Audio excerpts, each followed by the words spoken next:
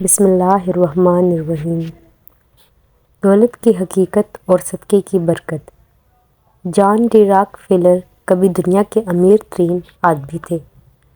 دنیا کا پہلا ارب پتی 25 سال کی عمر میں اس نے امریکہ کی سب سے بڑی آئل ریفائنریوں میں سے ایک کنٹرول کیا۔ 31 سال کی عمر میں وہ دنیا کا سب سے بڑا تیل صاف کرنے والا بن گیا تھا۔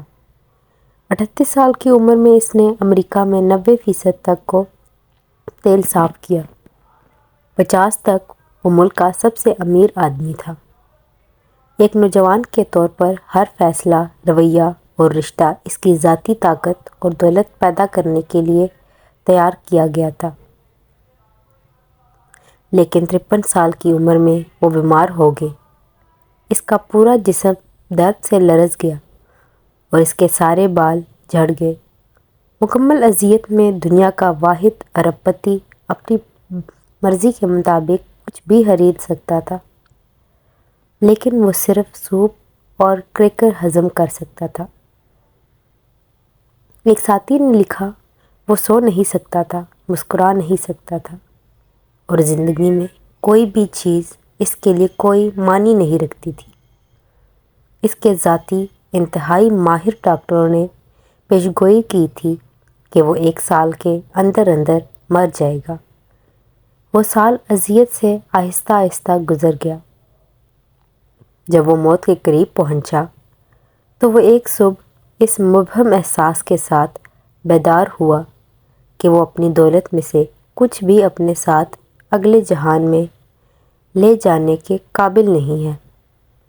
وہ آدمی جو کاروباری دنیا کو کنٹرول کر سکتا تھا، اچانک احساس ہوا کہ وہ اپنی زندگی کے کنٹرول میں نہیں ہے۔ اس کے پاس ایک انتخاب رہ گیا تھا۔ اس نے اپنے اٹارنی، اکاؤنٹنٹ اور مینیجرز کو بلایا اور اعلان کیا کہ وہ اپنے اثاثوں کو ہسپتالوں، تحقیق اور خیراتی کاموں میں منتقل کرنا چاہتے ہیں۔ جان ڈی راک فیلر نے اپنی فاؤنڈیشن قائم کی۔ یہ نئی سمت بالآخر پینسلین کی دریافت کا باعث بنی۔ ملیریا، تپ دق اور حناق کا علاج۔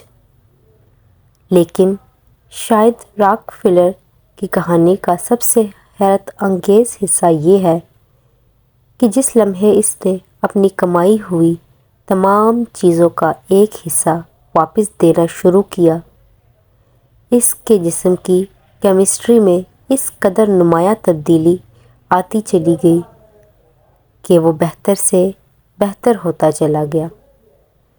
ایک وقت تھا کہ ایسا لگتا تھا کہ وہ 53 سال کی عمر میں ہی مر جائے گا، لیکن وہ 98 سال کی عمر تک زندہ رہا۔